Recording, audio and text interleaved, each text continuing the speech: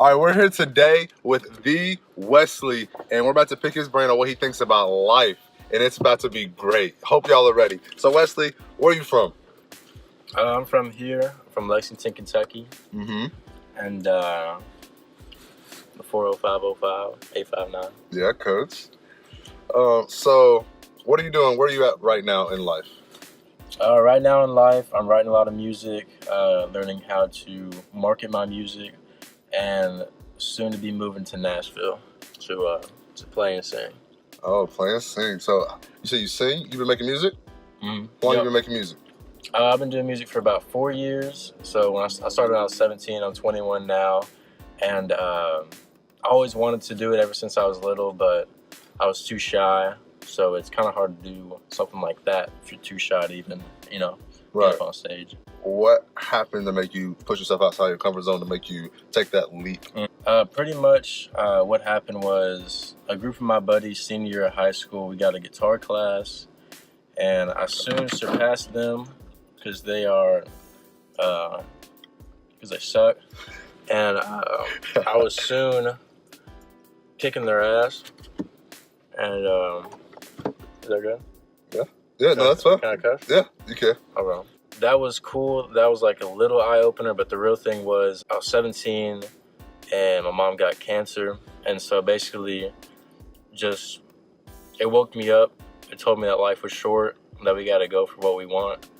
Whether that's just to get a job and provide for our families, or whether that's to be the next biggest pop star on the planet, we really don't have time to waste. And so that pushed me, and that's been pushing me ever since. In your own words, what is your definition of success? Where do you see yourself 5, 10, 15 years from now? Like, what do you want out of life? Right now, I'm in this pivotal period where I'm defining what it means to be successful for myself. So it isn't defined. I have two that I kind of go for. One is just, I don't know, it really depends because my mindset is always driven, but sometimes it's driven a little bit more to the left and a little bit more to the right on days. Some days it's biggest pop star in the world, largest numbers, biggest fan base, best positive impact that I can at the grandest scale.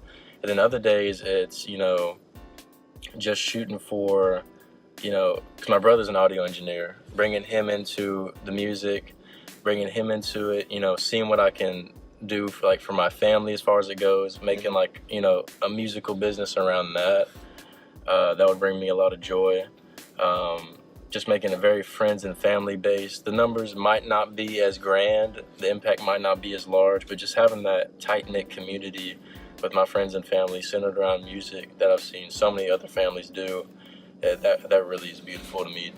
So it kind of flip-flops, but it's always driven, it's always music, it's always singing, it's always positive impact, it's always spreading a good message, whether that's, letting people know that they aren't alone by me singing about, the loss of my mom, or depression, or maybe anxiety, or just singing, a happy, positive song that, just uplifts people, or a motivational thing, but it's always centered around music. What college did you go to? I got accepted into all the major universities that I applied for. Didn't feel right, because I didn't really know why I was going there. Mm-hmm. And for me to get loans or all that stuff, because no one in my family is really, the majority of us haven't gone to college. Some have, some haven't. The majority, I would say, probably haven't. And so for me to do something like that was very new, and it seemed like more of a risk than doing music. Kind of blew because I didn't really want to be there in the first place. And then as my mom's cancer got worse and worse, in that half-year period, I told her, I was like, this isn't really something I want to do. Is it okay if, I drop out? And she told me, just go for it because you never know. And dropped out. And not to say that I'm some grand success and that it's going to happen overnight, but, I'm still putting in my effort every single day. Statistically speaking, the numbers are growing, but emotionally I'm feeling like, I'm tapping into something pretty beautiful. No. Do you think that it was better for you to never to go to college and to learn that you didn't want to do that and then go towards music, or that it was better for you to try this, realize it wasn't for you, and then go into music? I think either way, whatever path I choose, I'm gonna come to the same point. In any direction that I go, I feel like I'm always gonna come back, to this spot that I want to be at. With that being said, was it a mistake or was it, how do I view it, basically? Do you feel like you wasted your time? Yes and no, because obviously in that time I should have been writing or networking and, just growing my fan base and just singing more and becoming more of a musician and a singer and an artist.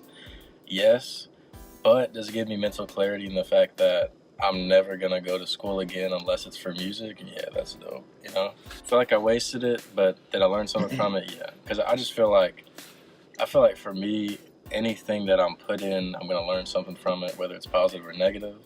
And that hasn't always been like that. That's a mindset. That's something that I've had to learn. But now that I've gotten to that point, it's like, positive or negative, I'm gonna take something from it, and then whether it's positive or negative, I'm gonna make it positive regardless. That's just where I'm at. That's where my headspace is. Yeah, Coach. Okay. Yeah, I like that. Oh man. What were or are currently some of the biggest influences and impacts in your life that have helped you grow into who you are today? Well, inspirations right off the top, just talking like as far as like who's my inspirations, like to this day, who pushes me. Definitely my friend group that I have right now, Cody Morgan and Austin Jones, Matt Lasardo. I would say Nate Taylor's in there too, and there's this girl named Katie Burkhart. We're kind of, all recording at the same studio, pushing each other to go harder. I see them doing something, I'm like, I can do that better, I'll do it. And then they're like, nah, fuck that, Wes, I can do that better. I saw you were practicing guitar, I started practicing guitar. I'm like, man, let me have my shine. But it's that keeping you on your toes thing. Right. And so we're all kind of pushing each other. And because me, I do a little bit I sing, I play guitar.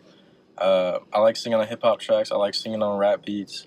I like rapping a little bit. So I kind of do it all. And I like doing guitar solos and stuff. So like I take a little bit from all them because like some of them are like badass guitar leads. Cody, really good rappers, Matt Lasardo and Nate. And then really good singers, Katie Burkhart and Cody. And so I'm taking stuff from them, just just trying to make myself better. But we don't throw shade on each other. We don't do that. You build into each other. Yeah, for sure. We touched a lot of things, and I want to say thank you, Wesley, for giving me time out of your day and letting me just pick your brain and your impacts and your influences in life. I'm happy for you to be a part of Coach. Thank you, man. I appreciate that. Well, thank you for having me. No, thank you, man. Yeah, Coach! Here we out. And walked out. Thank you all for watching the video. Thank you, Neff, for having me on. My EP is available on iTunes, Spotify, and Apple Music. The link to that, as well as my GoFundMe for my marketing and promotion campaigns, is going to be available in the description. That basically just helps me get funding to get the music where it needs to be. That's a big problem with up-and-coming artists, is the money and the funding. But if you can help me with that, thank you. If you can't, thank you for watching the video, and have a great day. Little kitty. Okay. Yeah, Coach! Yeah, Coach!